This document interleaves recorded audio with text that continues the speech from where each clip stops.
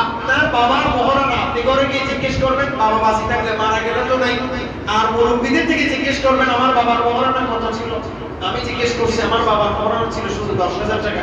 তো তারা সংসার করে গেছে 60 বছর, 50 বছর, 70 বছর সংসার সুন্দর মতো করে গেছে, কিন্তু এখন 1 কোটি টাকা মহারণা দিয়ে 2 বছর টিকে না। কথা বলেন না ঠিক না বেটি? আপনি টেলিভিশনে দেখেন বড় বড় নায়ক নায়িকা, গায়ক গায়িকা, বড় বড় সেলিব্রিটি যারা বিয়ে শাদী করছে, তাদের মহারণা কত? 1 কোটি 1 টাকা। বলেন 1 কোটি 1 টাকা, 2 কোটি টাকা, 50 লাখ টাকা, 70 লাখ টাকা। কত চাই না নামাতে ঠিক না বেটি? কত চাই তাই মহারণা। বলেন সংসারে বলে ঠিক না? কতদিন? 1 বছর, প্রতিদিন 2 বছর, 3 বছর। কেন করে ভেঙে যায়? কেন বেশিরভাগ ক্ষেত্রে যে কারণে ভেঙে যায়, এটা হচ্ছে আল্লাহর উপরে তাওয়াক্কুল নেই।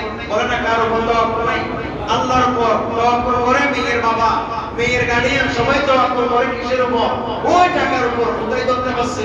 ধরতে যখন পাশে খুশি হয়ে গেছে, বলছে একজন বালক তো দোষী, ওদের যা বলছি না 15 বলছি, 15 থেকে নামতে দিলে মেয়ে দিব না।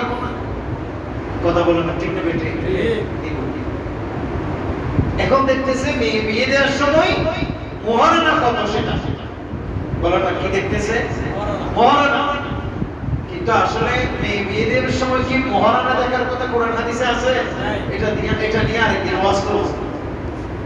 মহারণা, মেয়ে বিয়ে দেওয়ার সময় মহারণা দেখার কথা নাই কোরআন হাদিসে।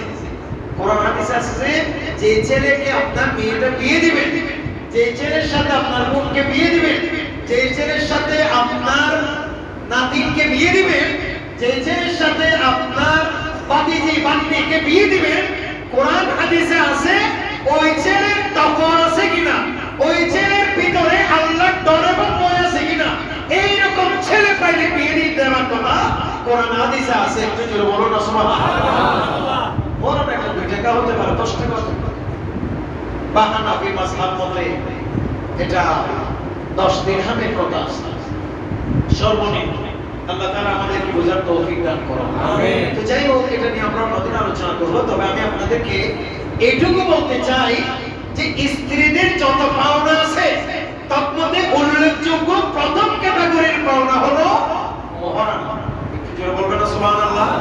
এইজন্য আপনারা আমাদের যারা মুসল্লি, আপনারা চেষ্টা করবেন এই মহারণার স্ত্রীদের যথাযথ আদায়। 5 লাখ টাকা মহারণা এনে একদিন 5 লাখ টাকা বান্ডিল একটা স্ত্রীকে দিয়ে দিবি, বলে ধরো তোমার মহারণা তুমি। আর আমাদের দেশের মেয়েরা কিন্তু দিলে এত সহজে নিবে না, দিবে কেন? আরে দৌড়ে দিয়ে না, আর ওগুলো দিয়ে বুঝছি কথা বলে ঠিক কিনা? হ্যাঁ, মনে করবে যে